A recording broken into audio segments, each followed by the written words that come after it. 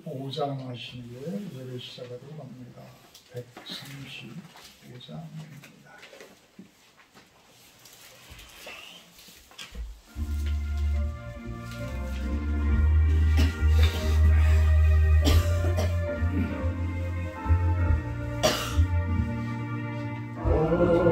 어저께나 오늘이나 어느 때든지 영원토록 변함없는 거룩한 말씀 믿고 순종하는 이의 생명 되시며 한량없이 아름답고 기쁜 말일세 어저께나 오늘이나 영원무궁히 만물과 같은 주 예수께 찬양합니다. 세상 지나고 변할지라도 영원하신 주 예수 찬양합니다.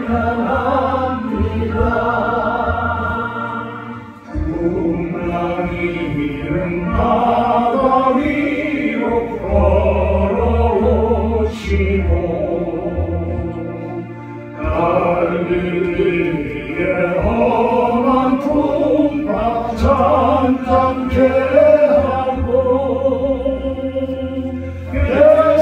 겟세마네 동산에서 우리 위하여 눈을 짓고 기도하신 고난의 주님 어저께나 오늘이나 영원무궁히 한결같은 주 예수께 찬양합니다. 세상 지나고 변할지라도 영원하신 주 예수 찬양합니다. 허물많은 베드로를 용서하시고 의심 많은 도마에게 확신 주시고 사랑하는 그의 제자 가슴에 안고 부드러운 사랑으로 품어주셨네. 어저께나 오늘이나 영원무궁히 한결같은 주 예수께 찬양합니다. 세상 지나고 변할지라도 영원하신 주 예수 찬양합니다. 조용히 묵도하심으로 주일예배 시작하도록 합니다. 감사히 성찬의 시간 갖도록 합니다. 묵도하십니다.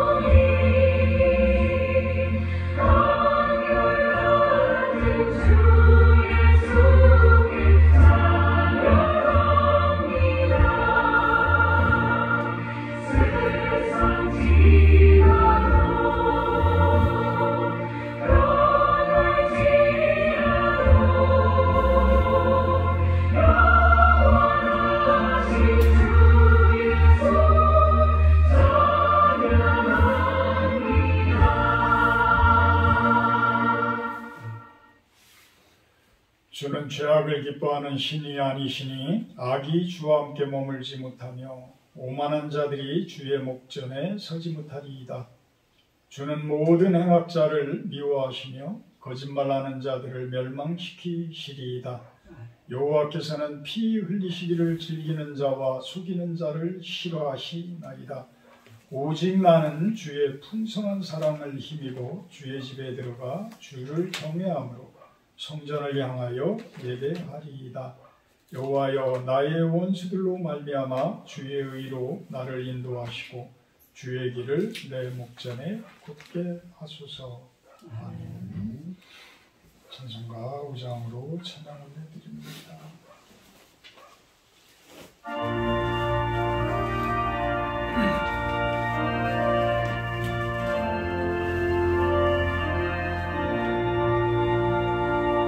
이 천지가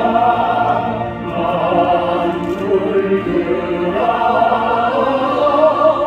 복 주시는 주 여호와 성령성부 성자 성령 찬송하고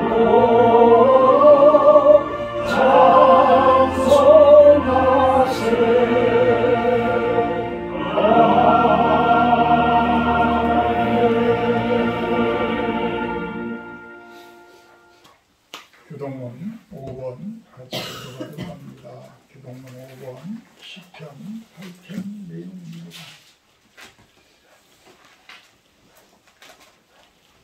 여호와 우리 주여, 주의 이름이 온 땅에 어찌 그리 아름다운지요. 주의 영광이 하늘을 덮었나이다. 주의 대적으로 말미암아 어린 아이들과 젖먹이들의 입으로 권능을 세우시며 이는 원수들과 보복자들을 잠잠하게 하려 하시느니라.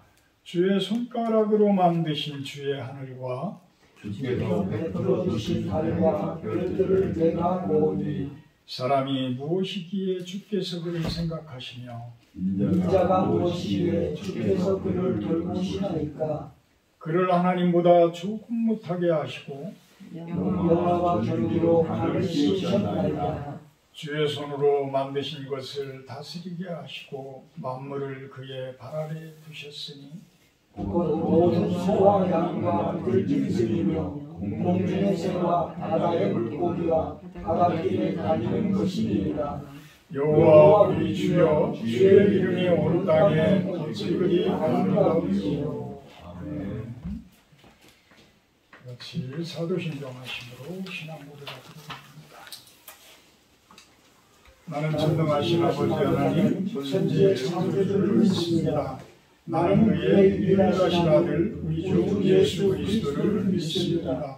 그는 성령으로 잉태되어 동정녀 마리아에게서 나시고 본디오 빌라도에게 고난을 받아 십자가에 못 박혀 죽으시고 장사된 지 사흘 만에 죽은 자 가운데서 다시 살아나셨으며 하늘에 오르시어 전능하신 아버지 하나님 우편에 앉아 계시다가 거기로부터 살아있는 자와 죽은 자를 심판하러 오시리라.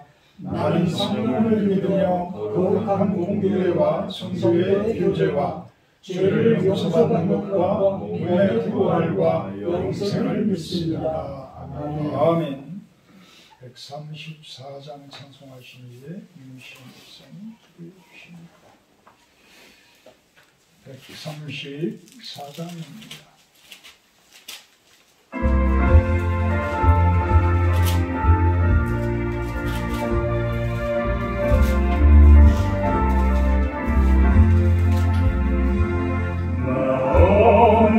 꿈속을 내며 어느 바닷가더니에 그 달리 오시니 따르는 많은 우리를 보았네. 나 그때 확신행이니 물들인 것 보았네. 갈릴리로 시내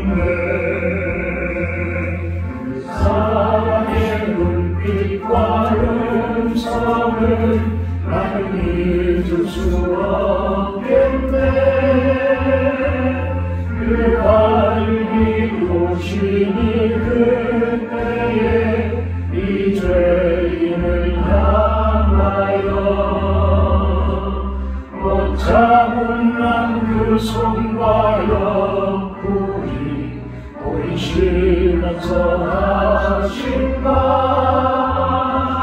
내 지은 죄 사했다 하실 때 나의 죄짐이 풀렸네. 내가 영원히 사모할 주님 참 사랑과 은혜 넘쳐 나 배웠고 그로부터 내 구주로 섬겼네. 그 사랑은 바다를 향하여 전대하라고 명했네. 그 바보가 주 말씀 따라서 아주 잠잠히 내렸네. 그 잠잠한 바다의 평안 나의 마음속에 나와서 그 갈릴리 오시니 의지할 참된 믿음이 되었네. 내가 영원히 사모할 주님 참 사랑과 은혜 넘쳐 나 배웠고 그로부터 내 구주로 섬겼네.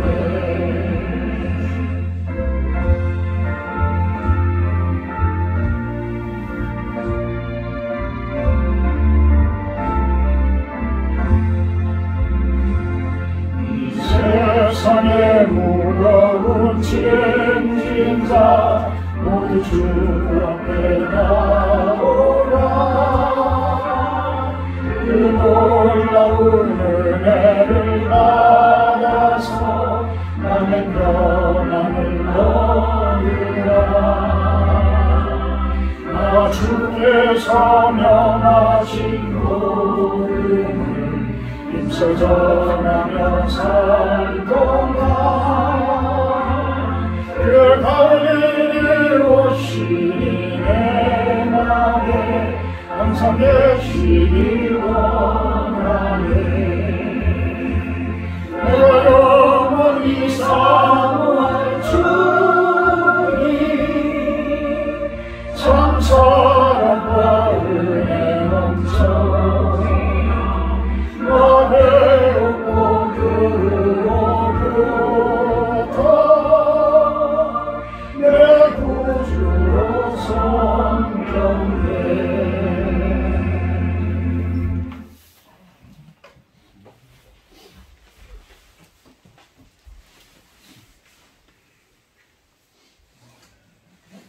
모든 것을 아낌없이 내어주시는 하나님 아버지, 하나님의 은혜로 채워주시니 감사드립니다. 11월 마지막 주일 오늘도 하나님을 기억하고 경배하게 하시니 감사합니다. 지난 한 주간도 주님의 자녀답게 살길 원했지만 부족하고 연약하여 주님 뜻대로 살지 못한 저희들을 용서하여 주시옵소서. 헛된 욕심으로 지은 우리의 죄와 허물을 주님의 보혈로 깨끗이 씻어 주시옵소서. 날마다 우리의 마음을 돌아보아 교만과 나태함과 탐욕으로부터 돌이키게 하시고 주님의 의를 따라 순종하며 경건한 삶을 살게 하옵소서. 날이 갈수록 더욱 하나님을 사랑하는 마음과 깊은 믿음을 갖게 하시고 세상의 기준에 흔들리지 않고 오직 하나님만을 바라며 믿고 살아감으로 말미암아 선한 뜻을 이루며 살아가길 원합니다. 하나님의 풍성한 사랑으로 11월을 무사히 지내왔음을 고백합니다. 시간이 흘러 2023년도 한 달여만을 남겨두고 있습니다. 우리가 애쓰고 힘써왔던 일들이 허사로 돌아가지 않게 하시고 남은 시간들을 성실하게 살아가게 하소서. 흘러가는 시간 속에서 이 땅의 보물을 쌓지 않고 참되고 영원한 것들을 기억하며 하나님의 나라에 우리의 가장 소중한 것들을 쌓아가게 하옵소서. 하나님, 연해주 그리스키노 선교 중이셨던 목사님께도 성령을 주셔서 지치지 않는 에너지로 함께 계신 선교사님들과 주님 주신 사명을 잘 감당할 수 있게 항상 보호하시고 은혜 주신 점 감사드립니다. 오늘 주님 말씀을 대언하실 조경기 목사님께도 성령 충만을 허락하시고 듣는 저희들에게 마음의 문을 활짝 열어주셔서 주시는 말씀이 우리의 마음 깊숙이 들어차게 하옵소서. 아멘. 예배를 통하여 누리는 기쁨과 감격으로 날마다 새롭게 하시고 예배를 통하여 공급받는 힘과 능력이 저희들의 삶의 지표가 되게 하옵소서. 아멘. 이 모든 말씀 우리 주 예수님 이름으로 기도드립니다. 아멘.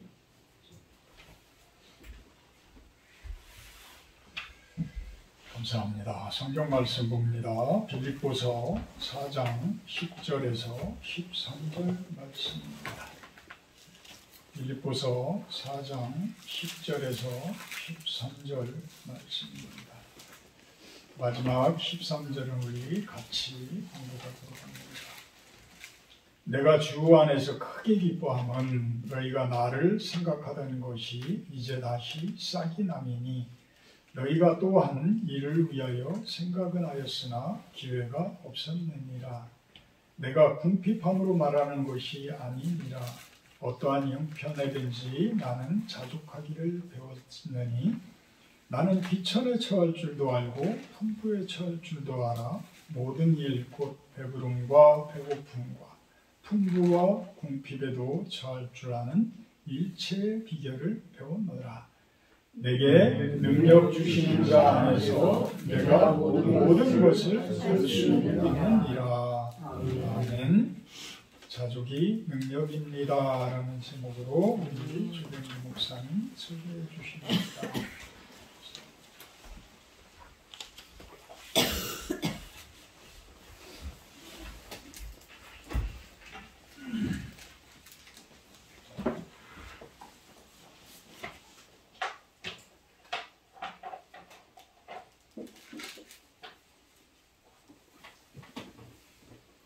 기도하시겠습니다. 오늘도 살아계셔서 저희들을 또 하나님의 풍만에 이끄시는 주님, 숨을 쉬는 것, 호흡하는 것, 또 지금 이 자리에서 예배드리는 것, 그저 고개 숙여 감사할 따름입니다. 아버지 하나님, 말씀을 또 전할 터인데 말씀의 능력을 힘입고 살아가는 성도님들 되게 하시고 또 본이 되어서 선한 영향력을 끼칠 수 있는 복된 성도님들 될 수 있도록 주님 도와주옵소서. 모든 영광 하나님께 돌리기를 원하며 예수 그리스도의 이름으로 기도하옵나이다. 아멘. 저를 한번 보시죠. 저와 눈 한번 마주치시죠. 마주치지 않으신 분이 있으시네요. 옆 사람과 보시면서 능력 있는 삶을 삽시다. 한번 합시다. 능력 있는 삶을 삽시다. 능력 있는 삶을 삽시다. 모두가 말씀의 능력을 힘입어서 정말 능력 있는 삶을 살으셨으면 좋겠습니다. 네. 사람의 욕심이 끝이 없다는 말씀을 많이 듣죠. 그렇죠? 네. 또 주위를 돌아보면 정말 끝이 없이 욕심을 향해서 달려가는 사람도 종종 보게 됩니다. 저 사람이 언제 멈출까 하는 그런 생각도 갖게 되죠. 네. 근데 잘 멈추지 않더라고요. 그런 것을 듣고 보면서 내 자신의 내면을 좀 들여다볼 줄 아는 그런 성숙한 인격체가 되었으면 하는 그런 생각이 들고요. 또 인격체가 그런 인격체가 되어서 살아갈 수 있다면 얼마나 좋을까 하는 그런 생각을 해보게 됩니다. 야고보서 1장 14절 15절은 이렇게 말씀합니다. 오직 각 사람이 시험을 받는 것은 자기 욕심에 끌려 미혹됨이니 욕심이 잉태한 즉 죄를 낳고 죄가 장성한 즉 사망을 낳느니라 말씀합니다. 죄의 원인이 욕심이죠. 욕심으로 비롯되죠. 이렇게 죄의 원인인 욕심을 억제하고 제어할 수 있는 사람이라면 어쩌면 이 사람은 자족하고 사는 사람이라 할 수 있을 것입니다. 또한 이 자족이 생활화된 사람은 내면에 하나님의 샬롬으로 충만한 사람이라 할 수 있습니다. 아멘. 그리고 이 하나님이 주신 샬롬으로 충만한 사람은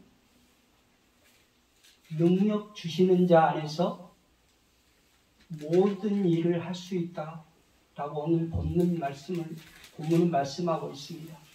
모든 것은 그냥 풍족하게 누리는 그런 삶이 아닙니다. 그것을 말하고 있는 것이 아니라 오늘 본문처럼 비천에 처할 줄도 알고 풍부에 처할 줄도 알고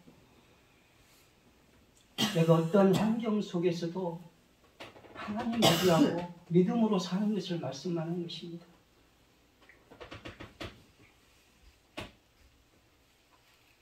그래서 오늘은 본문을 배경으로 자족이 능력입니다 라는 제목으로 말씀을 나누려고 합니다. 먼저 살펴봐야 할 것은 왜 자족을 능력이라 하는가입니다. 13절에 보시면 내게 능력 주시는 자라고 말씀합니다. 그런데 능력이라는 단어가 수식하는 것은 11절에 자족이라는 단어를 수식하고 있습니다. 이 자족의 원어의 뜻은 만족스러운, 충분한 라는 의미로 사용됩니다. 중세의 유명한 스토아파에서는 스스로의 노력으로도 변경시킬 수 없는 불가항력적인 형편을 가지고 또 신의 뜻으로 받아들여서 자신의 모든 것을 숙명적으로 여기고 그 가운데서 만족을 추구하였다고 합니다.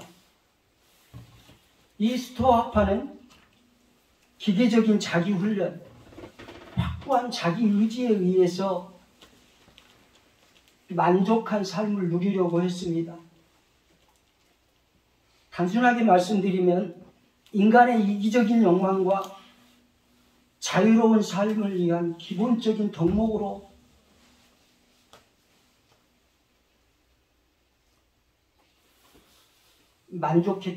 만족함을 표현했다고 그렇게 말씀하고 있습니다. 그러나 바울의 이 자족은 옛 사람을 새 사람으로 만드시는 그리고 그리스도를 통해서 이 자족을 배웠다고 말씀하고 있지요. 바울 사도는 스토아파와 달리 인간의 이기적인 욕망과 자유로운 삶을 위해 사용하는 것이 아니라 그리스도의 복음을 위해서 자족했다고 그렇게 말씀하고 있습니다.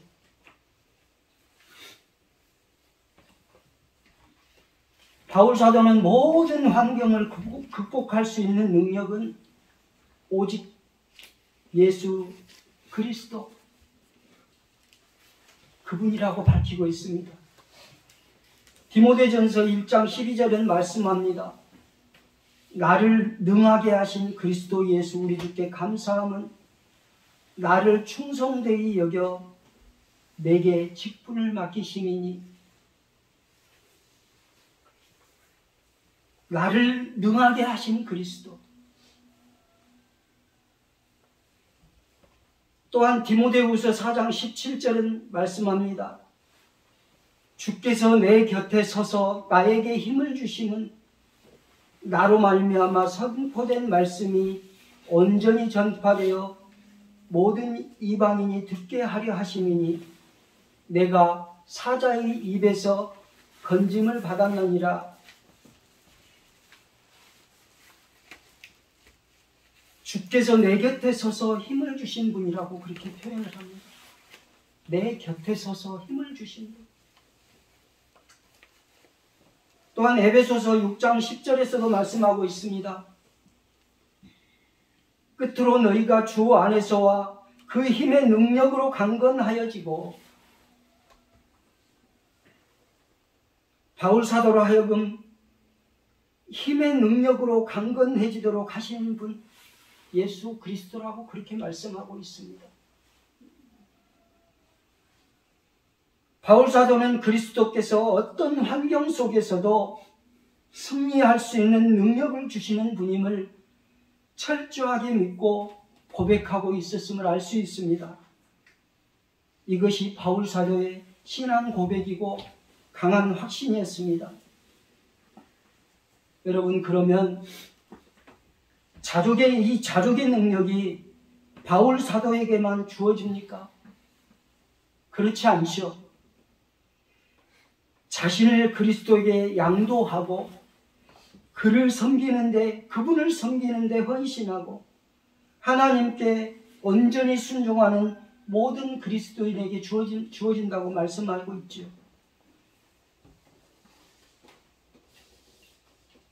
그리스도인은 그리스도와의 생명적 관계 속에서 모든 형편에서 일체의 비결을 배워 자족의 능력을 바라게 됩니다. 이것이야말로 그리스도인의 삶의 비밀이요 참된 능력의 원천이라 할 수 있습니다. 그렇지 않습니까? 하나님의 능력은 어떤 것들이지요? 하나님의 능력은 무지하게 많지요. 그렇죠? 무수하게 많습니다. 천지 창조의 능력, 죽은 자를 살리시는 능력, 수많은 기적과 이적의 능력, 성경을 통해서 본 능력은 이루 말할 수 없습니다. 그리고 하나님의 능력의 대부분은 또 초자연적 능력이라 할 수 있습니다. 감히 인간으로서는 상상할 수 없는 그런 능력이죠. 그런데 이 초자연적 능력은 단회적이거나 특별한 사건을 통해서 일어납니다. 그리고 이러한 능력은 구원과 밀접한 연관으로 주어질 때가 많습니다. 또한 강력한 엑스터시가 있죠. 그렇죠. 그리고 이 초자연적 능력을 경험한 사람이라면 평생을 잊지 않고 하나님을 의지하고 믿음으로 살아가는 사람들이 있습니다. 그런데 또 그렇지 않은 사람들도 대부분입니다. 그 순간만 생각하지 시간이 지나면 잊어버리는 수가 많죠. 그리고 쉽게 잊어버리고 쉽게 무너지는 경향이 있습니다. 내가 언제 하나님 섬겼지? 이렇게 잊어버리는 수가 많이 있습니다. 경향이 있습니다. 이스라엘 백성들을 살펴보겠습니다. 이스라엘 백성들이 애굽에서 노예 생활을 할 때 하나님이 개입하셔서 출애굽을 하고 애굽에서 해방됩니다. 그 과정 중에 10가지 재앙을 내림으로 이스라엘 백성들이 그야말로 똑똑히 자신들이 경험하게 되고 체험하게 되죠. 보게 되죠. 하나님께서 만나와 메추라기를 날마다 제공합니다. 그런데 또 불구하고 이스라엘 백성들은 불평불만을 일삼았습니다. 그리고 광야에서 40년 동안을 방황하게 됩니다. 애굽에서 나온 20세 이상 된 사람들은 가나안 땅을 밟지 못하고 광야에서 죽게 됩니다. 믿음으로 바라보았던 갈렙과 여호수아만 가나안 땅을 밟게 됩니다.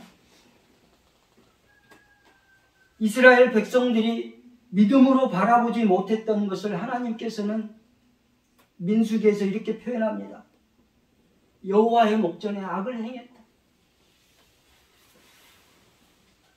여호와의 목전에 악을 행했다라고 그렇게 말씀하고 있습니다.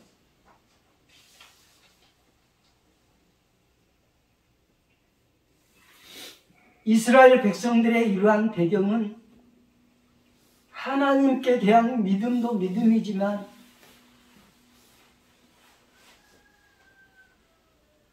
어려워지면 그 순간을 못 참고 늘 과거로 회귀하려고 하는 그런 습성 때문이었습니다.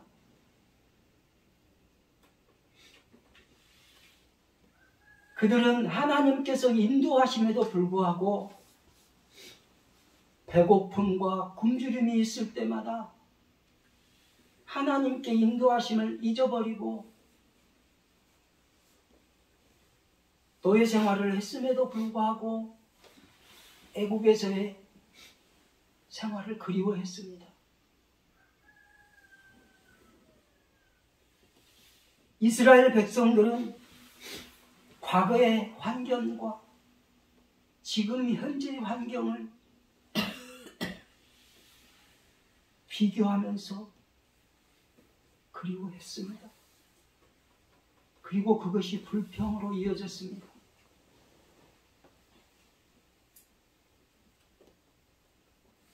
사람들의 속성이 어떻습니까? 늘 비교하죠. 환경을 비교하고 타인과 비교합니다. 하나님의 은혜가 머무를 때는 그나마 그 비교하는 것도 잦아듭니다. 그러나 하나님의 은혜가 떠나가거나 사라지게 되면 어김없이 비교하죠.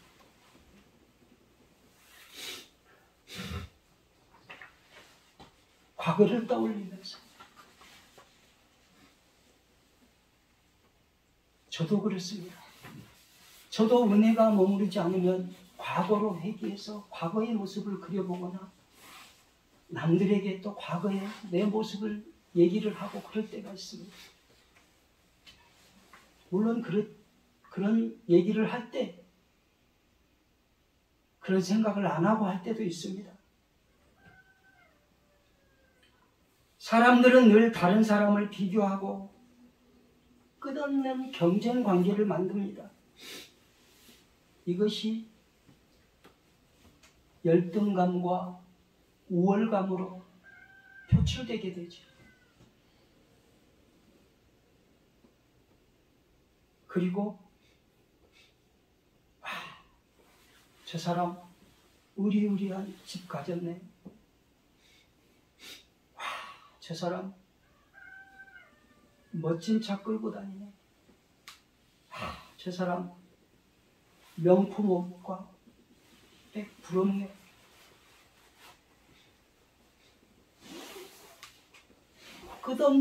끝없이 세상 것과 비교하면서 왠지 초라하게 느껴지고 작아지는 듯한 내 모습.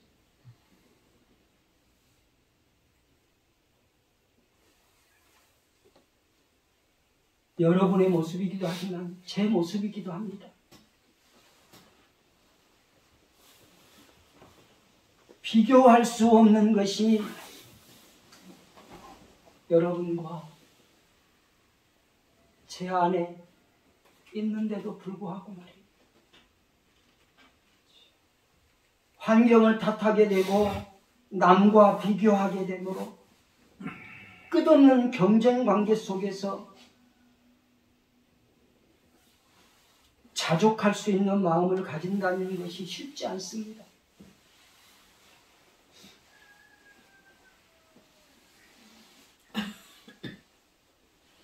이렇게 비교하고 끝없는 경쟁 관계 속에서 자족하지 못하는 것의 원인은 결과를 들여다보면 내가 중심이 되어 있다는 것입니다. 내가 중심이 되어 있으니 자꾸 주변을 돌아보게 되는 것이죠. 주변을 보게 되는 것이죠.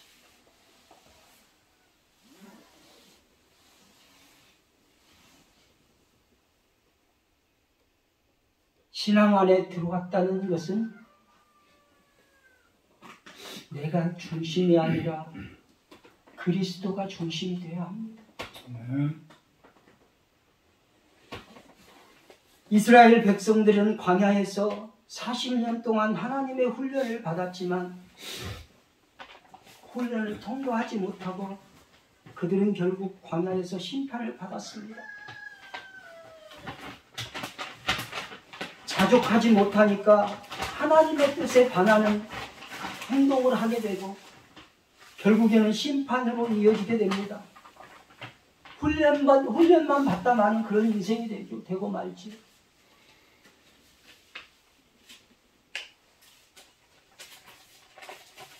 민수기 22장에 나오는 발람은 어떻습니까? 이스라엘 군대가 가나안 땅을 정복하기 위해 이스라엘 백성들이 모압 평지에 진을 치니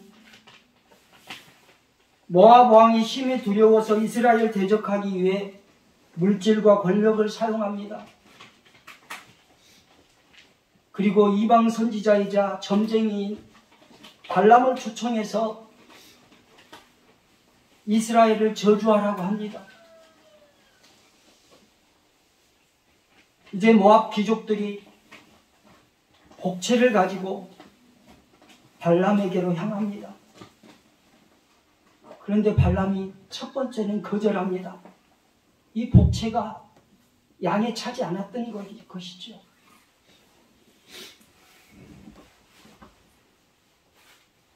이번에는 모압 왕 발락이 더 높은 고관들을 보내서 발람을 꼬드깁니다. 그런데 발람은 경건한 하나님의 신앙인인 척하면서 하나님께 먼저 묻습니다. 하나님께서는 이 발람에 묻는 것을 하나님께서는 허락을 하시지요. 그러나 하나님께서는 발람이 사욕의 눈이 어두워져 있는 계획을 간파하시고 그의 가는 길을 여호와의 사자를 통해 막으시기 위해 발람이 타고 가는 나귀의 입술을 열어서 책망을 하죠. 발람 선지자는 나귀에게 책망을 듣습니다. 그리고 나귀와 다툽니다. 이렇게 초유의 일이 벌어집니다. 하나님의 가르침과 경고를 들은 발람은 자신의 고향으로 돌아가겠다고 말합니다. 그러나 마음 깊은 곳에서는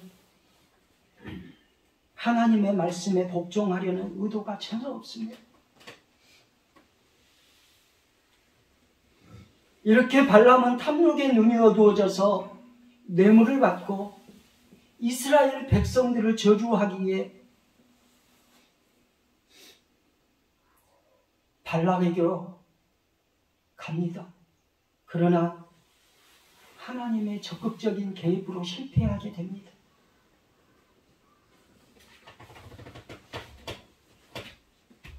이렇게 발람처럼 탐욕에 물든 사람은 하나님보다 물질과 권력을 탐한다는 사실입니다.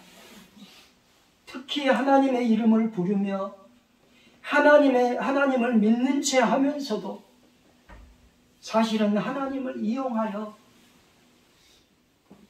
자신의 탐욕을 채우려는 발람 같은 인물이 사도시대에도 있었음을 알 수 있습니다.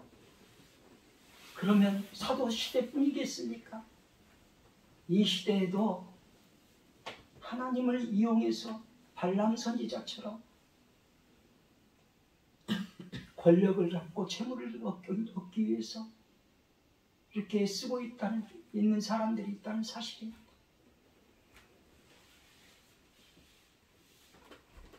사도행전 8장에 나오는 시몬 베드로가 어쩌면 발람과 같으니라고 볼 수 있습니다.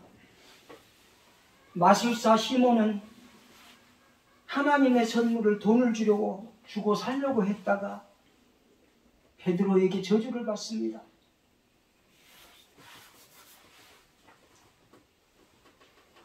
발람이나 시몬 같은 사람은 그럴듯한 이론으로 성도들을 유혹하여 멸망의 길에 빠뜨리고 자신의 물욕과 공명심으로 채우게 됩니다. 예수님은 말씀합니다. 양무리를 돌보기보다는 사리사욕을 앞세우는 자를 절도며 강도라고 말씀하셨습니다. 우리 주변에도 하나님을 빙자하여 사람들을 현혹시키는 거짓 목자, 이단 사교의 무리들이 많이 있습니다. 이러한 거짓 목자와 사교의 무리들을 늘 경계해야 합니다. 그리고 이러한 일들이 발생하는 것은 돌아보면 자족하지 못하기 때문입니다. 잠언 30장 7절에서 9절을 말씀합니다. 내가 두 가지 일을 주께 구하였사오니 내가 죽기 전에 내게 거절하지 마시옵소서. 곧 헛된 말과 거짓말을 내게서 멀리하옵시고 나를 가난하게도 마옵시고 부하게도 마옵시고 오직 필요한 양식으로 나를 먹이시옵소서. 혹 내가 배불러서 하나님을 모른다 여호와가 누구냐 할까 하오며 혹 내가 가난하여 도둑질하고 내 하나님의 이름을 욕되게 할까 두려워함이니이다. 아멘. 역설적이지만 말씀을 기록한 아굴은 자족하는 법을 누구보다도 더 잘 알았던 사람이었던 것 같습니다. 아굴이 드리는 이 기도가, 이 말씀이 바울 사도가 말하는 오늘 본문처럼 상충되는 것 같지만 저는 전혀 그렇게 생각하지 않습니다. 또 보지도 않습니다. 자족하는 마음이 없으면 이런 기도를 할 수 없기 때문입니다. 바울 사도나 아굴의 주요 관심사는 자신의 개인적 필요 충족이 아니라 오직 하나님의 영광에 있었기 때문입니다. 그리고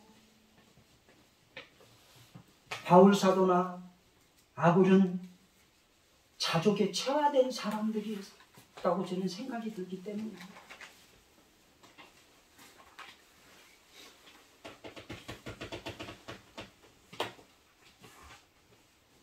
부유함은 자만과 불신앙, 냉소주의로 흐를 위험성이 있습니다.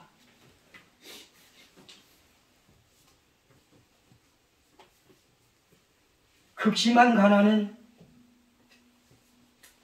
자신을 정직하지 못하게 하고 거짓 맹세로 흐를 위험성이 있습니다.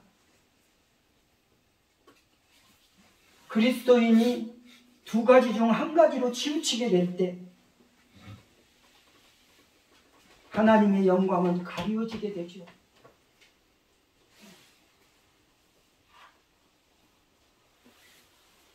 매일의 삶에서 굳이 하나님의 도우심을 필요로 하지 않는다는 생각이 들면 자신도 하나님을 멀리할 수 있음을 아굴은 고백하고 있습니다.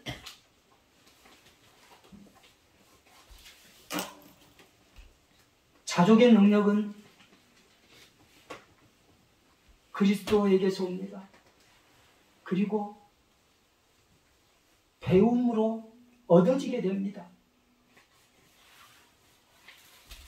배웠노니 배웠노라 라고 말씀합니다. 본문에서.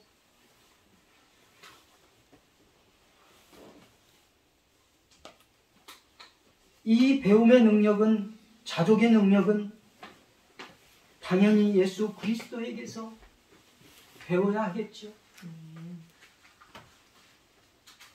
그리고 또 중요한 것은 믿음의 선진들에게서 우리들은 배우고 있습니다. 선배들에게서 배우고 있습니다. 그러면 예수를 새롭게 믿고 있는 사람들에게는 우리가 스승이 되어야 되겠죠. 우리에게서 배울 수 있도록 해야 되는 것 아니겠습니까?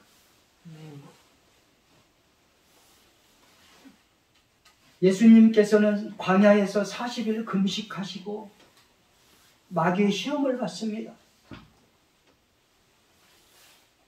첫 번째 시험은 40일 금식하고 줄이신 예수님에게 마귀가 말합니다. 마태복음 4장 1절에서 4절 말씀입니다. 제가 읽겠습니다. 그때에 예수께서 성령에게 이끌려 마귀에게 시험을 받으러 광야로 가사 40일을 밤낮으로 금식하신 후에 줄이신지라. 시험하는 자가 예수께 나와서 이르되 내가 만일 하나님의 아들이거든 명하여 이 돌들로 떡덩이가 되게 하라. 예수께서 대답하여 이르시되 기록되었으되 사람이 떡으로만 살 것이 아니요 하나님의 입으로부터 나오는 모든 말씀으로 살 것이니라 하였느니라 하시니. 아멘. 예수님께서는 돌들로 떡덩이가 되게 하라 라는 마귀의 시험에 사람이 떡으로만 살 것이 아니요 하나님의 입으로부터 나오는 모든 말씀으로 살 것이라고 말씀하십니다. 그리고 이렇게 말씀하심으로 마귀의 시험을 물리치죠.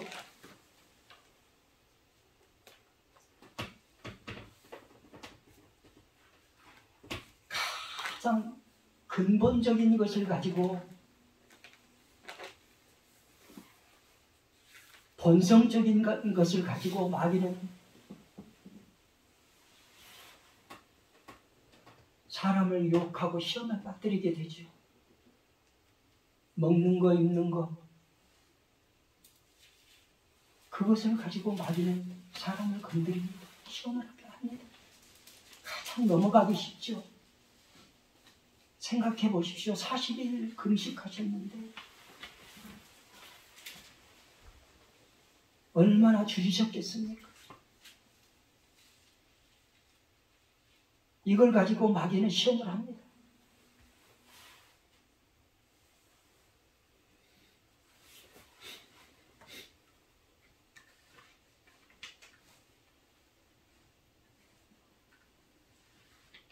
말씀으로, 모든 말씀으로 살 것이라고 말씀하고 있죠.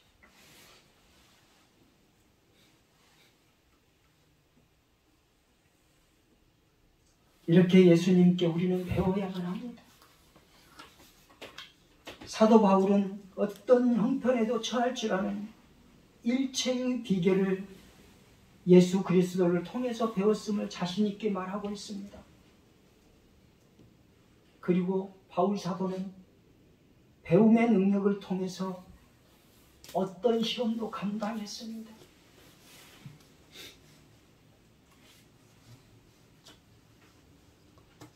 빌립보 감옥에 갇혀 있을 때에도 찬송함으로 옥문이 열리고 간수들에게 복음을 전파하고 그들이 예수 그리스도를 영접하는 그런 역사가 일어났습니다. 수많은 매를 맞고 고난 속에서도 꿋꿋이 하나님의 일을 감당하는 바울 사도였습니다. 그가 멋지지 않습니까? 이러한 것들을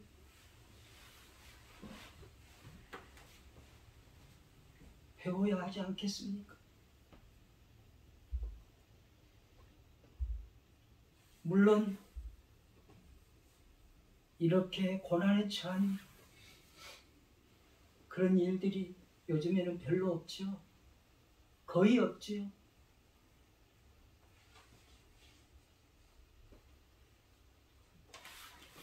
바울만 할 수 있는 일이 아닙니다. 성도라면 누구나 할 수 있는 일입니다. 또 할 수 있어야 합니다.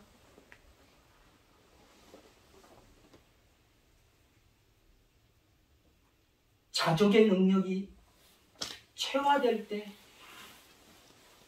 성도님들 뿐만 아니라 저도 할 수 있습니다. 또 이 자족의 능력이 체화될 때 시험을 이기게 됩니다. 또 좌절하지 않습니다. 절망하지 않습니다.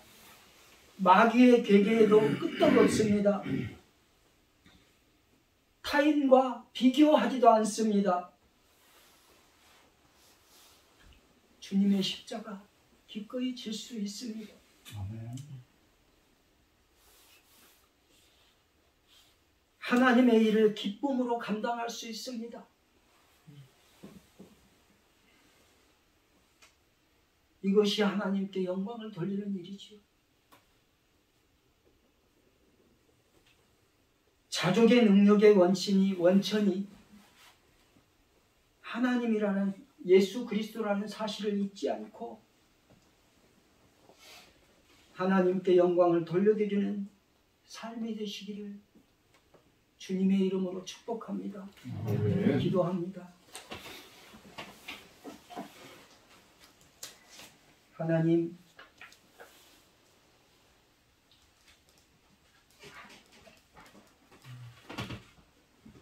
자족하는 것이 쉽지만은 않습니다.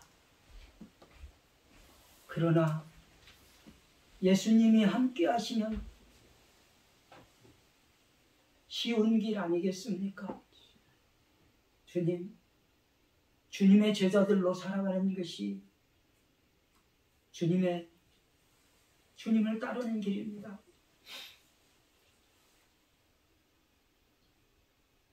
주님을 따르지 못한다면 어찌 제자라고 할 수가 있겠습니까?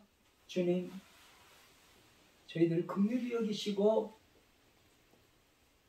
자족하는 능력이 체화될 수 있도록 주님 도와주셔서 능력의 삶을 사는 모두가 되었으면 얼마나 좋겠습니까? 하나님 아버지,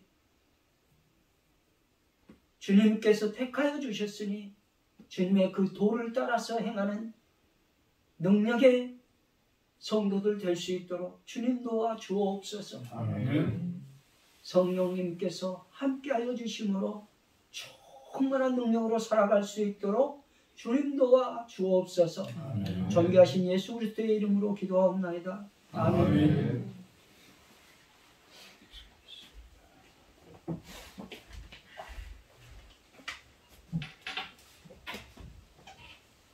자족이 능력입니다.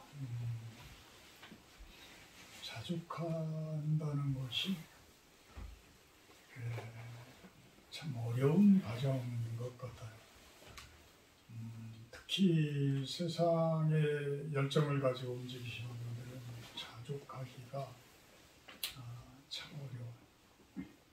근데 우리가 세상적인 재물이 있다라고, 우리 세상 속에서 어떤 재물을 얻는다라고 생각을 한다고 그러면 하나님의 영적인 세계에도 반드시 큰 재물이 있다라는 것을 깨달아야 돼. 보이지 않는 재물. 그것이 훨씬 더 우리가 세상 속에 있는 재물보다 중요할 수가 있어요. 그래서 보이지 않는 영적인 재물을 여러분들이 얻을 때에 자족할 수 있지 않을까라는 생각을 해보게 됩니다. 자족은 하나님으로부터 옵니다. 하나님의 능력으로부터 온다는 것을 꼭 받아들이시기를 소망합니다. 50장 찬송하며 방언하도록 합니다.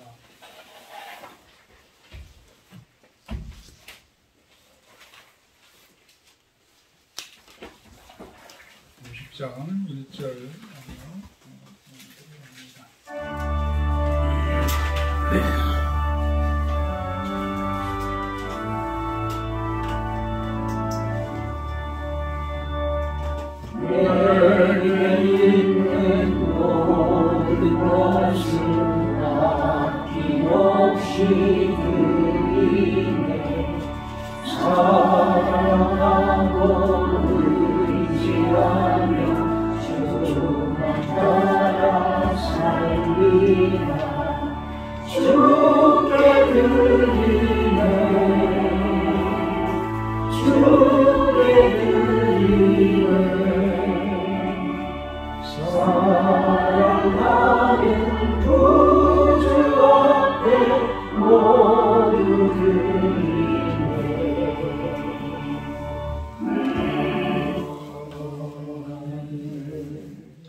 하나님 감사합니다.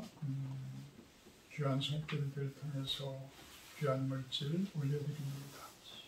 이것이 주님 나라의 그 아름다운 곳에 사용되어지게 하여 주시옵소서. 또한 그 손길들 축복하셔서 그들이 기도하는 모든 일들 은혜 가운데 이루어지기를 소망합니다. 예수님의 이름으로 기도합니다. 아멘. 지금 잠깐 이제 제가 선교여행 다녀온 것을 놓고 한번 간단하게 제가 선교 보고를 하도록 하겠습니다. 영상 한번 보도록 합니다. 왜 안 나오죠?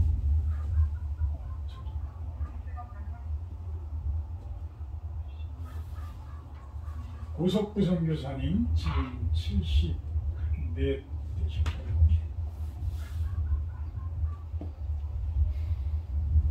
저 아래 보이는 이 동네가 연추, 우리 옛날 지명으로 이야기하면 연추고 러시아 지명으로는 크라스키노입니다. 여기 아파트 앞에 길게 있는 이 건물을 유심히 좀 봐주시기를 바랍니다. 참 아름다운 동네죠.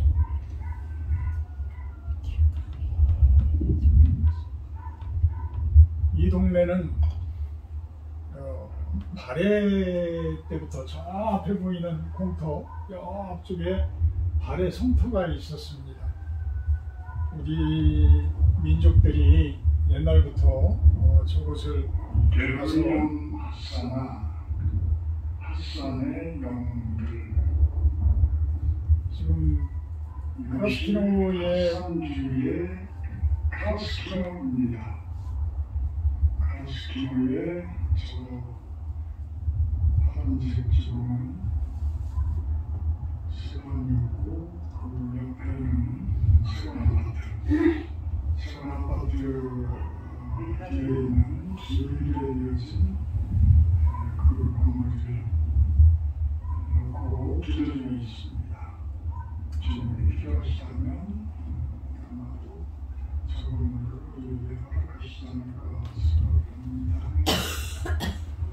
그걸 건너편 저 바다 넘어 그 산 너머가 핫산강 되시고 그 핫산강 되시는 드마는 제가 알고 있습니다. 중국과 북한과 러시아가 만드는 삼각지역 그곳에서 고립에서 나와서 기도를 합니다. 다음 번은 떼고 타는 거 얘기해요.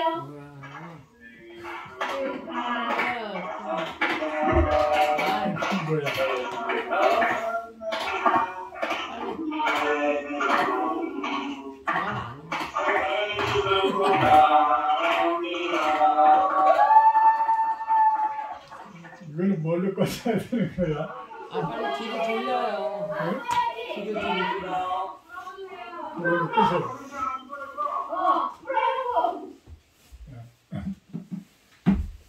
이게 동영상이 그냥 바로 넘어가 버려가지고.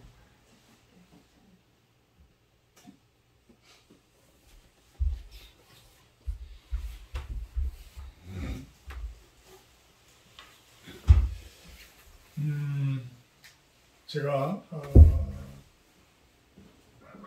인천공항에서 비행기를 타고 연길에 도착을 하니까 한 이제 좀 어둑어둑해지는 시간이었어요. 근데 그 예전에 그렇게 까탈스럽게 그렇게 뭐 내 신용이라든지 신분이라든지 이런 것들을 다 조사하던 그런 것들이 이제는 다 없어지고 아주 부드러운 상태로 이제 중국과의 관계 개선이 돼서 그런지 지금은 그렇게 까탈스럽게 하지를 않았습니다. 어쨌든 연길에서 하루 자고 그 다음 날 이제 훈춘으로 기차를 타고 넘어가서 훈춘에서 러시아로 들어갔는데 또 이제 국경을 넘어야 되잖아요. 그러니까 이제는 중국에서 또 나가는 것이고 러시아에서는 입국 심사를 또 해야 되는 이제 그런 과정들이기 때문에 상당히 까탈스러워. 그래도 하여튼 잘 통과를 해서 넘어가서 그 국경을 넘어서 첫 번째 도착하는 도시가 바로 이 크라스키노라는 도시예요. 옛날 지명은 연추라고 중국 진영으로는 얀치에라고 합니다.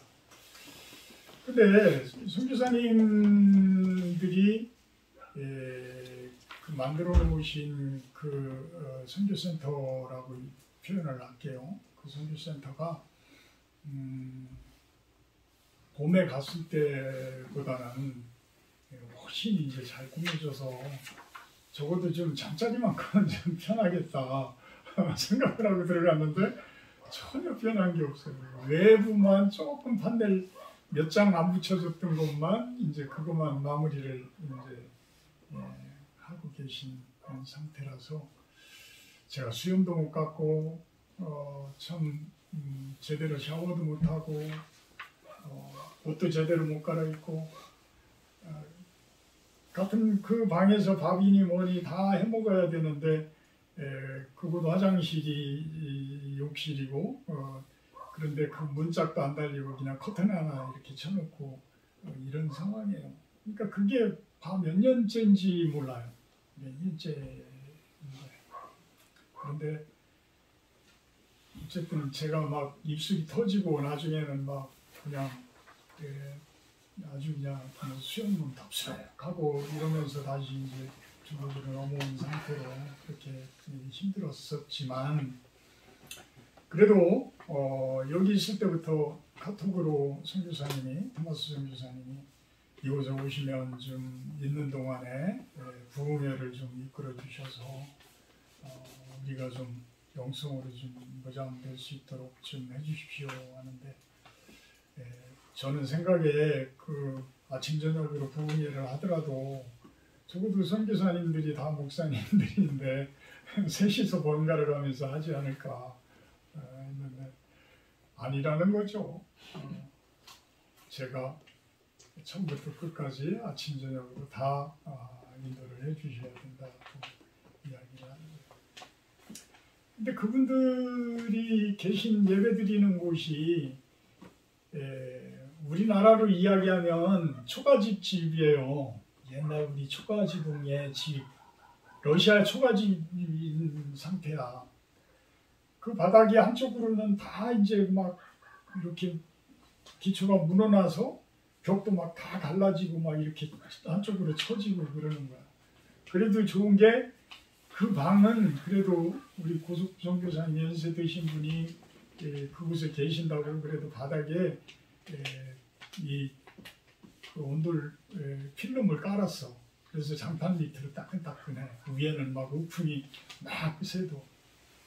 거기 방 문짝은 무엇을 했냐면 스티로폼을 잘라서 땡겨서 막으면 그게 문짝이야. 그래도 하여튼 바닥이 따뜻하니까 그곳에서 아침 저녁으로 참 기도회를 하는데 참 은혜스러웠어. 오히려 은혜스러웠어. 두 분은 그곳에서 얼마나 무릎을 꿇고 기도를 하셨는지 참 우리 부사모 말대로 폴더폰이야. 무릎 꿇는 게 이렇게 탁 무릎 꿇고 나는 안 돼. 나는 안 돼. 저는 이제 무릎 꿇고 기도하다 뭐 책상다리 하고 설교하다가 또 기도회 때 다시 또 무릎 꿇고 그러면서 무릎 꿇는 것도 많이 훈련이 되더라고요.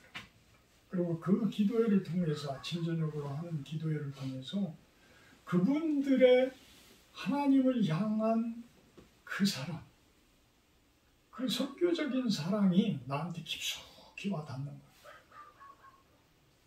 저는 사실 훈춘에 가서 제가 가방을 2개를 거의 20kg짜리를 2개 끌고 배낭을 제가 한 10kg 되는 배낭을 뒤에 메고 이러고서 비행기 타고 가서 택시 타고 가서 기차 타러 또 끌고 가서 이러면서 갔거든요.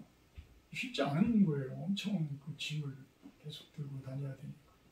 그런데 훈춘에 도착하니까 2분이서 나와서 마중을 하고 계셔요. 한 분은 여자분이었고 한 분은 깡마른 남자분이었어요.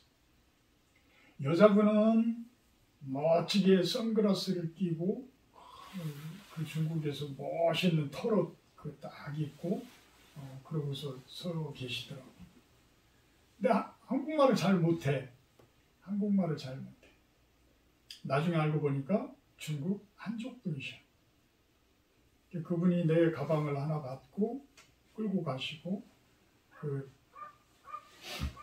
다른 가방 잘 끌기가 어려운 거는 그 깡마른 남자분하고 둘이서 끌고 갔습니다. 점심때가 제가 1시 30분 버스가 크라스키노로 넘어가는 버스가 있었는데 거기 도착한 게 제가 11시쯤 도착을 했어요. 그러니까 시간이 애매하니까 같이 점심 식사를 하러 가시지요. 그래서 같이 가서 점심 식사를 하는데 이제 이 얘기 저 얘기를 하다가 들어보니까 그 여자분은 네일 아트의 사업을 그곳에서 하시면서 아주 어려운 우리가 선교하고자 하는 그쪽의 분들을 케어하고 계시는 분이야. 케어하고 계시는. 그래서 제가 가지고 간 그 옷가지들이 그분들에게 전달되어지는 거예요. 저는 저 나름대로 그래도 좀 헌금이라고는 할 수는 없지만 그래도 마음의 표현을 좀 해야 되겠다 싶어서 준비해간 조그만 봉투에 큰 물질은 아니지만 작은 물질을 해서 그분들 옷 갖다 드릴 때에 과일이라도 좀 사다가 간식거리라도 사다가 좀 드리세요 하고 제가 드렸거든요. 그랬더니 너무 고마워. 너무 고마워. 저는 그 깡마른 분을, 남자분을 이상한 말을 하죠. 성이 리시니까. 성이 리시니까. 이상한 말을. 우리하고 좀 틀린 말을 하죠. 그런데 그분과 제가 버스를 타러 가면서는 허그를 하고 헤어질 정도. 안아주고, 제가 한번 안아주고 헤어졌는데, 나중에 얘기를 들으니까 우리 토마스 선교사님이 그분을 세례를 줬더라고요. 세례를 줬더라고요. 지금도 생각하면 가슴이 찡해. 가슴이 찡해. 너무 찡해. 우리가 해야 할 일들이 뭘까? 해야 할 일들이 뭘까? 우리는 그분들하고 셋이서 있으면서 제가 1시 30분 차니까 다시 이제 점심을 먹고 가니까 12시 한 40분 정도 됐어요. 근데 시간이 이제 많잖아요. 그래서 나중에 이제 보니까 이게 시간이 30분이 땡겨져가지고 1시에 출발을 하는 거야. 그래서 부랴부랴 들어가자마자 바로 탔지만, 그래도 시간이 좀 남는다 해서 차 안에서 여러 가지 이야기를 하는데, 우리가 1인당 GDP를 한번 검색을 해봤어요. 1인당 GDP. 중국이 1인당 GDP가 얼마 정도 되는지 한번 검색해보죠. 그러고서 제가 네이버로 검색을 하니까 12,800달러? 12,800달러. 러시아도 그렇더라고요. 나는 8,500인 줄 알았더니 러시아도 12,000. 근데 사는 걸 보면 중국하고 러시아하고 훨씬 못 살아. 근데 어떻게 러시아도 그런지 모르겠어. 12,800. 그러니까 그 깡마른 그분이 한국은 얼마나 돼요? 딱 검색하니까 35,500. 그러니까 할 말을 잃어버리는 거지. 그럼 북한은 얼마나 되나 한번 검색해 볼까요? 검색했더니 달러로 나오는 게 아니라 143만 원인가 136만 원인가 나오더라고요. 그러니까 1,200불? 1,200불. 그러니까 중국하고 러시아의 10분의 1이야. 한국하고는 30분의 1이야. 누가 케어해 줄 거예요?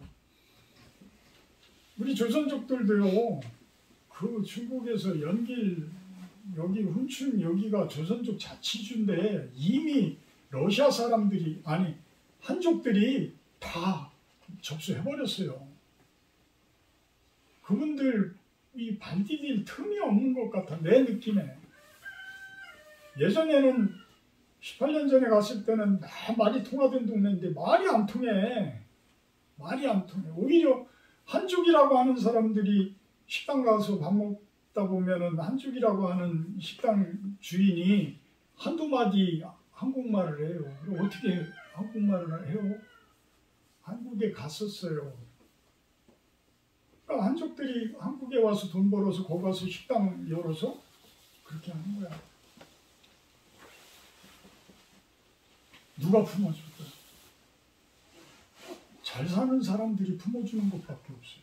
잘 사는 사람들이. 그래야 되잖아요. 형제지간에도 잘 사는 사람이 품어줘야 되는 거야. 못 사는 사람이 잘 사는 사람 품으려고 하면 품어줘요? 안 품어줘요. 잘 사는 사람들이 품어줘야 돼. 우리가 품어줘야 돼. 우리가 안아줘야 돼. 우리가 다독거려줘야 돼. 이런 기도를 참 토마스 선교사는 그곳에서 2008년도부터 무릎을 꿇고 그런 기도를 수도 없이 한 거야. 그러니까 제가 들어간 첫날부터 나오는 날까지 그 기도로, 그 기도회로. 그게요, 그냥 30분, 40분에 끝나는 게 아니야. 기도회 한 2시간씩 걸려. 아침, 저녁. 그래도 모자라. 대화 나누기가.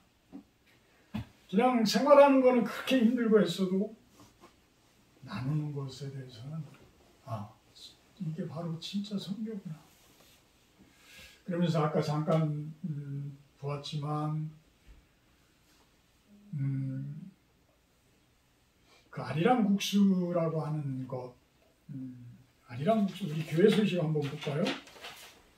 교회 소식 보면 제가 좀 이제 그곳에 갔다 와서 지금 바꿔놨습니다. 다음 주 주일 예배 기도는 부정신 사모님 해주시고요. 세 번째 연해주 크라스키노 선교했을 때 연추교회 시니어타운 및 식품사업부 요양병원 이렇게 바꿨어요. 제가 교회를 그곳에 세우려고 2005년, 2006년도에 부곡 감리교회 목사님들, 장로님들하고 술도 없이 갔었을 때 이제 살려다가 못 사고 해서 교회를 못 세웠어요. 근데 이번에 가서 기도회를 하다 보니까 처음에는 그곳이 교회다라는 것을 이 토마스 선교사님도 좀 받아들이기가 어려워요. 왜 그러냐면 그분이 대놓고 교회를 세울 수가 없어. 그런 사정이 있어. 그러니까 교회라고 하기도 그렇고 그냥 어떤 동의관이라고 이제 예전에는 표현을 했었는데 그게 어려웠었는데 이번에 기도회를 하면서 이제 마지막 날 거의 가까이 갔을 때에 이 연추교회라는 고백이 그 토마스 선교사님 입에서 나오더라고요. 그래서 너무 감사했죠. 제가 세우려고 했던 교회가 이미 이제 세워져 가고 있으니까 거의 다 돼가고 있으니까 얼마나 감사해요. 그러면서 저희가 이제 좀 식품 그 아리랑 국수 이제 그 터를 예전부터 이제 봐왔던 그 건물을 가로봤다가 마음이 저한테 안 와. 아닌 것 같아. 그래서 다시 이제 다른 높은 쪽으로 이제 그 아까 봤던 그 뒷동산이죠. 크라스키노의 뒷동산에 올라가면 참 다 내려다 보이거든요. 그래 그 뒷동산을 향해서 가는데 갑자기 이렇게 건물이 4동이 있는데 한 동은 이미 팔린 것 같고 앞에 2동, 옆에 한 동 이런데 앞에 2동이 눈에 탁 들어오는데 상당히 커요. 건물은 단층 건물인데 상당히 큰데 골조가 살아있어.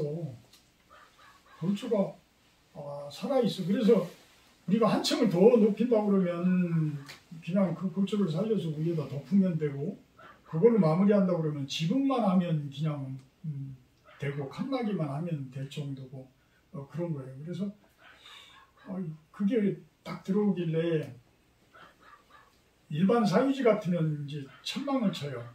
대부분이 이제 그 울타리를 하거든요. 근데 울타리가 전혀 안 돼 있어서 그 부분을 이제 우리가 주변에 있는 노인 회장님이라고 하시는 분, 뭐 이런 분들한테 좀 이야기를 나눠보니까 어려울 것이다. 토지대장도 없고 건축물 대장도 없고 아무것도 없다라는 거예요. 그분들은 어려울 것이다 그러는데 우리들은 더 신난 것이 무엇이냐면 그건 이제 국가 소속이잖아요. 국유지야. 건물도 국가 거야. 그러면 그거는 측량해서 받으면 되거든요. 그러니까 우리는 더 쉽고 싸게 그냥 우리가 불화받는다고 하는 불화를 받을 수가 있는 그 상황이 되는 거예요. 시드머니는 제가 하여튼 어쨌든 그 가서 말씀을 드렸거든요. 시드머니는 우리 실로원 교회에서 이렇게 준비했습니다. 그러니까 이제는 그 건물에 대해서 기도가 이제 이루어지기 시작을 한 거예요. 우리는 할 일은 시드머니야. 나머지는 이제 하나님께서 알아서 하시고 하나님께서 세워주시면 또 그 다음에는 우리가 힘 닿는 대로 우리가 할 수 있는 능력 안에서 세워져 가면 될 것이다. 그것이 뭐냐면 양로원. 양로원은 크게 2가지로 나눌 수가 있어요. 사람들이 활동할 수 있는 양로원이 있고 전혀 활동하지 못하고 그냥 어려운 그러한 중환자 정도의 그런 요양시설 이 2가지로 나눠져요. 근데 우리가 한 건물, 지금 본 건물에는 시니어타운이에요. 시니어타운. 누구나가 나이 연세 드신 분들이 가서 생활하며 같이 생활하며 밥도 해먹고, 우리로 이야기하면 노인회관. 노인회관에게는 고려인 여자분 한 분을 신방을 갔는데 그분한테 처음에 이야기하니까 아주 시큰둥. 지금 고려인 할머니 할아버지들이 다 돌아가고 있어요. 연해주로 나왔던 분들이 다 다시 카자흐스탄, 우즈베키스탄 다 돌아가고 있어. 왜? 여기에서 그분들이 연로하고 연세 드셨는데 케어해 줄 수 있는 시스템이 아무것도 없는 거예요. 그러니까 고려인뿐만이 아니라 러시아 분들도 다 마찬가지예요. 그래서 이분은 하루 종일 자르민으로 하는 그곳에서 아파트 조그만 빌라죠. 빌라 같은 데서 하루 종일 텔레비만 보고 그냥 보내고 있다라는 거예요. 그래서 내가 이렇게 하루 종일 심심하게 텔레비만 보고 있는데 내가 여기 있으면 뭐합니까? 카자흐스탄 가면 우즈베키스탄 타슈켄트에 가면 그래도 거기에는 내 친척들도 아직 있고 그래서 그곳에 가는 게 훨씬 낫기 때문에 그것을 준비하고 있습니다. 지금 많은 분들이 고려인들이 이제는 다시 돌아가고 있고 젊은 세대들은 러시아 사람으로 생각해서 그냥 러시아에 있는 거고 또 그렇지 않으면 한국에 와서 취업해서 돈을 벌고 각자 뿔뿔이 있는 거. 그러니까 연세 드신 분들이 이렇게 같이 생활할 수 있는 그러한 공간도 없고 더 연세 드시면 이제 활동도 못할 정도 되면 요양병원이라 뭐 이런 곳에 우리나라는 케어가 되지만 그분들은 그게 없어. 케어할 수 있는. 그러니까 얼마나 고독하게 그분들이 살고 있어요. 그래서 우리나라도 물론 그런 것들이 있지만 우리나라는 그래도 사회복지 시스템이 많이 돼 있잖아요. 그곳에 건물이 되어진다라고 하면 그런 시니어타운 또 병원 건물로 있는 그 부분은 요양병원으로 해서 우리 크로스 온병원이라고 제가 기도 부탁을 했던 그 부분은 이제 요양병원으로. 그래서 시니어타운에서 그 고려인들 또 러시아인들 이런 분들이 연세 드신 분들이 재미있게 이렇게 생활을 하고 갈 수 있도록 그거를 어쨌든 도울 수 있는 재정이 있어야 되잖아요. 그 재정은 또 토마스 선교사가 그동안 기도하면서 준비했던 것들이 다 있더라고요. 그러니까 식품사업부를 만들어서 그거를 케어할 수 있는 재정을 만들어가는 것. 이렇게 준비를 하고 있기 때문에 더 상세한 것들은 앞으로 제가 설교 시간이라든지 대화 시간에 얘기를 나누도록 하겠습니다. 찬송가 391장 되어 있어요. 네? 됐어요. 제가 해놨어요. 하신 후에 제가 축도를 마칩니다.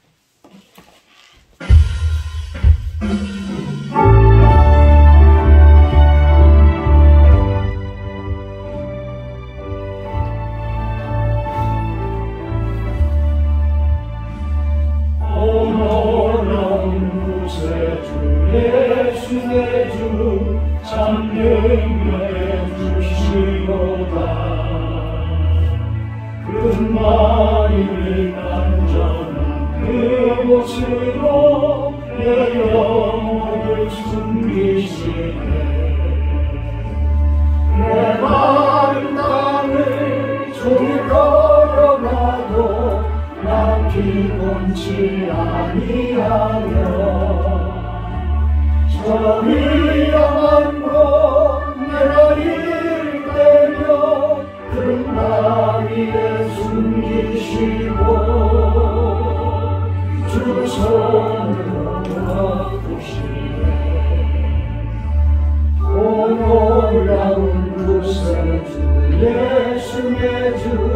내 모든 짐 벗기시네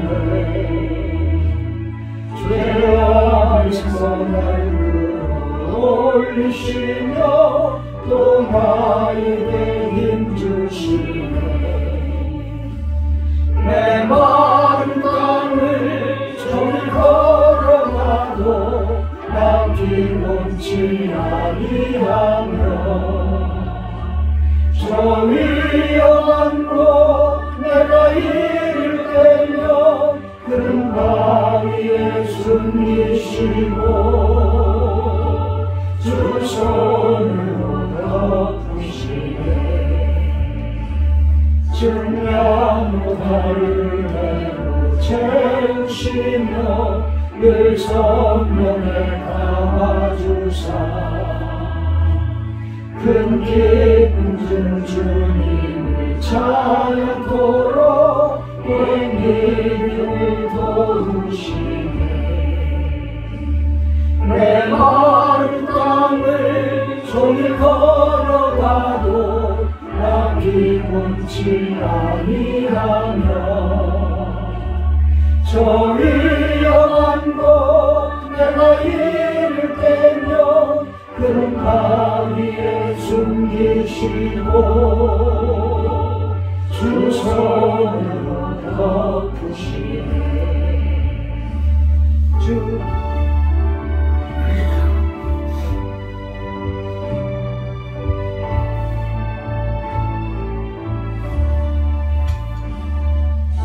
예수님 공중에 임하실 때 나 일어나지 아니 그 구원의 은총을 노래하리 저 천국과 천사와 함께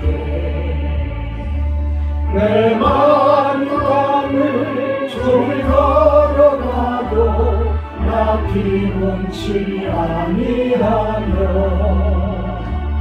저 위험한 곳 내가 이를 때며 큰 바위에 숨기시고 주 손으로 덮으시네.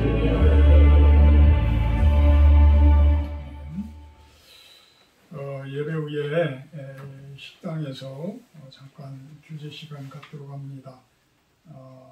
저 없는 중에 성경 통독에 대해서들 대화들을 많이 나누셨던 것 같은데 참 좋은 과정이죠. 끝나고 식당에서 잠깐 교제 시간 갖도록 하고 식당으로 가도록 합니다. 사랑의 하나님 감사합니다. 먼 곳에 잘 다녀오게 하시고 은혜가 되게 하신 것 감사를 드립니다. 우리 실로원 교회가 작지만 결코 작지 않은 교회가 되게 하여 주시옵소서. 이제는 우리 주 예수 그리스도의 은혜와 아버지 하나님의 극진하신 사랑하심과 성령의 교통, 임재하심의 축복이 이곳에 모인 우리 사랑하는 실로원 성도님들 머리 위에와 이 시간 온 세상 가운데 주님을 찬양하며 예배하는 당신의 백성들 머리 위에 영원토록 함께하기를 간절히 축원하옵나이다. 아멘.